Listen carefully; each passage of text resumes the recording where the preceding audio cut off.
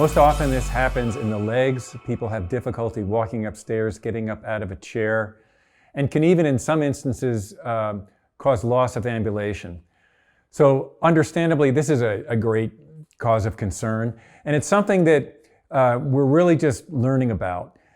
For many years, it's been recognized that if you have an opportunity to do a muscle biopsy and look at the tissue here, it looks pretty torn up. There are big vacuoles and holes in the muscle that shouldn't be there. This appearance led many neurologists and investigators early on to think this was always going to be irreversible and permanent. In some regards, that's true. There have been some examples where some degree of reversibility has occurred. This happened when Professor Lehman Horn was exploring some of the benefits of the carbonic anhydrase inhibitor drugs. So these drugs can affect the distribution of water in and out of muscle. And he was using the MRI scanner to look at muscle swelling as a way to try to predict whether a patient with periodic paralysis was going to get into trouble and have this permanent weakness. And these medications, carbonic anhydrase inhibitors, have primarily been used to prevent the brief attacks of weakness. They were not designed at the outset to prevent the permanent weakness. So he's doing his study, he's looking at this swelling, these shifts of water with the MRI scanner. And what happened is an individual who had been wheelchair bound for years, when given this medication, she regained a lot of strength and was able to get up and walk. So it's raised an open question of just how permanent is the permanent weakness that comes after many years of periodic paralysis. Again, it's anybody's guess at this point. I think it's a combination of some structural damage that is indeed irreparable and permanent, but it's clear there can be functional changes in the muscle that are prolonged. They last weeks or months, but there is some degree of reversibility. And so one of the tasks before us is to figure out how we can identify that, understand who would benefit the most from revisiting this question and trying medications or other approaches to improve muscle function. So it's an active area of research. It is a part of the disease that really has not had the attention that it needs, and it's one of the future directions we need to go. The biggest thing that you can do to avoid permanent muscle weakness is just to avoid having attacks. And to avoid having attacks, you need to know what medications keep you from having those attacks, and also to avoid the triggers that make you keep having those attacks. I would strongly urge everyone that thinks that they have periodic paralysis or has been diagnosed with periodic paralysis to limit the number of attacks you have. That is the most important thing that you can do in your life.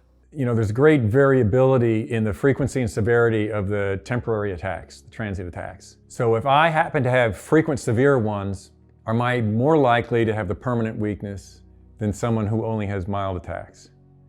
And amazingly, the correlation isn't there. So, and there's an interesting gender difference. So in one of the most common forms of periodic paralysis, in some families, the women do not have substantial transient temporary episodes.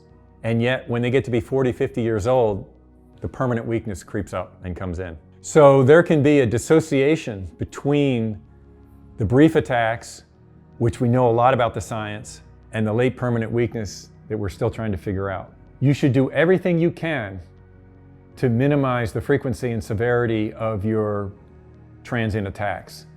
That we know when those occur, the muscle is really struggling, there are major electrical problems, there's swelling that's happening, and that you should minimize the number and severity of those episodes to try to preserve muscle function. It's an interesting question because it leads people to ask, well, should I curtail my physical activity? Should I push more aggressively on taking medication to minimize these transient attacks? Possibly, but we don't have strong data to make that kind of definitive statement yet. Unfortunately, these are not easy questions to address either with laboratory-based animal models or following cohorts of individuals, because it's a very slow process and takes years.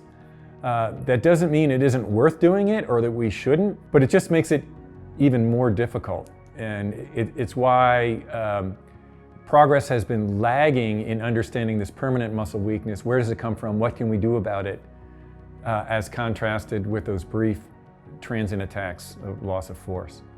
With regard to the permanent muscle weakness and what could someone do to minimize the risk of developing this late complication, we don't have direct medical evidence on specific measures, but it does make complete sense to live as healthy a lifestyle as you can, to try to minimize the frequency and severity of your attacks.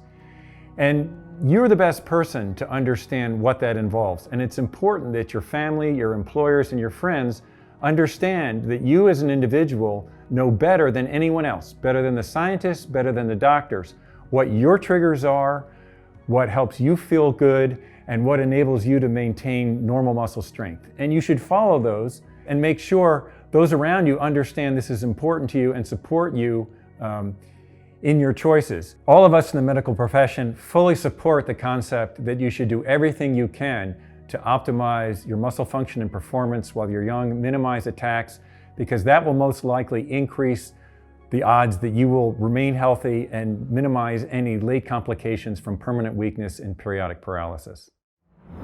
If you would like to know more about periodic paralysis, visit periodicparalysis.org. And if you enjoyed this video and want more, hit that like button, subscribe to our channel, and hit that bell so you don't miss any future videos. It really does help spread the word. You can view other videos about periodic paralysis by clicking the thumbnails to the right. If you have questions, just leave a comment below or reach out to us on social media. We'd love to hear from you.